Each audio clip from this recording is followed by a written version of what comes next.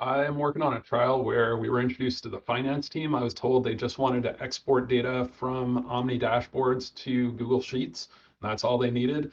I checked out our capabilities for doing that and showed those to them. I think they're totally awesome. They said, no, it's not good enough. They said, we're using Looker today. And with Looker, they apparently have some new Google Sheets integration. That's a feature they built since 2022, maybe the only one, I don't know. But they can actually press a button from Google Sheets to do that import and to pull data from Looker into Google Sheets. They can also see the refresh times when the data was last refreshed and refreshed just parts of it. And they can also specify a location other than A1 to do that. So this was late in the trial, and I thought, maybe we can cook something up to do that.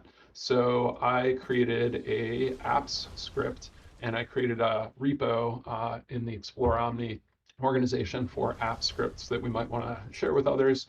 And what that looks like when you set it up is that in Google Sheets, you get a new Omni menu item, and you can choose to sync all rows. First, you have to set up this little mapping. It creates the structure automatically for you.